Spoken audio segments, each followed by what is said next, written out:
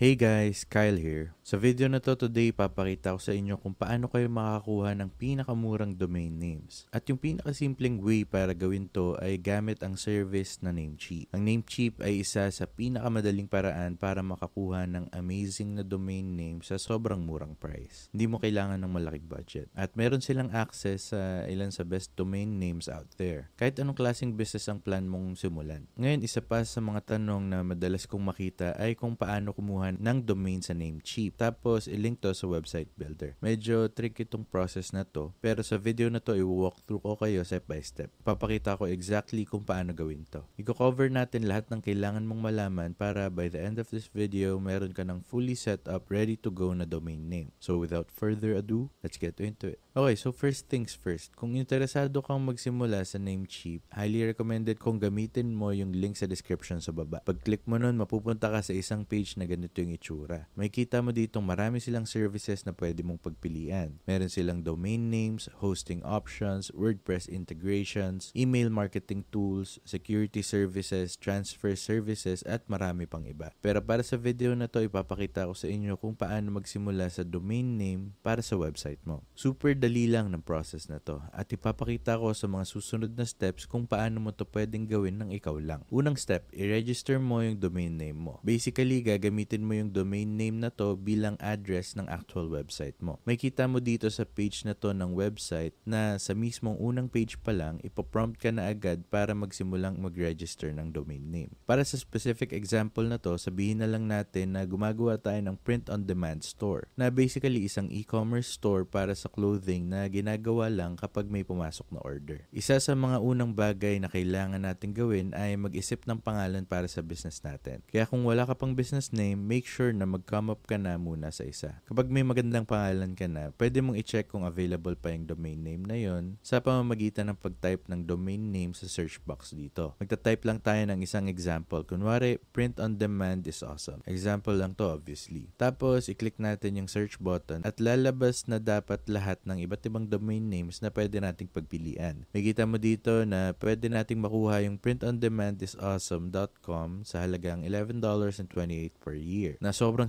mura. Pero tandaan natin na itong domain name na to ay hindi naman talaga super in demand. Kaya mas okay na pumili ng domain name na malinis at madaling tandaan at mas importante, madaling i-type. Isa pa sa mga dapat tandaan na yung $11.28 na presyo ay para lang sa unang taon ng pagmamayari mo ng domain. Pwedeng tumaas yung presyo pagkatapos ng unang taon, kaya keep that in mind. Para lang maipakita sa inyo ng mas malinaw, kunwari sa search natin yung print on demand bilang domain name, makikita mo na mas mahal na domain ang lalabas. At itong specific domain na to ay taken na. Ibig sabihin, hindi na natin siya pwedeng makuha in the first place. Kunwari, gusto lang natin yung print on demand li. Nagdagdag lang tayo ng li sa dulo. Okay na rin yun, hindi naman masama. Pero gagamit tayo ng ibang example dito. Sabihin na lang natin demand on print. Binaliktad lang natin yung mga words. Available yung demand on print at gaya ng nakikita mo, sobrang mura pa rin ito. Mas mura pa to kumpara sa ibang domain registrars. Kaya malaking advantage talaga yon. Kapag nakahanap ka na ng domain name na gusto mo, i-click mo lang yung add to cart button at madadagdag na yun sa cart mo. May lalabas na ilang mga additional offers pagkatapos, pero karamihan naman dito hindi mo naman kailangan pansinin masyado. Maliban na lang kung gusto mo ng extra gaya ng business email.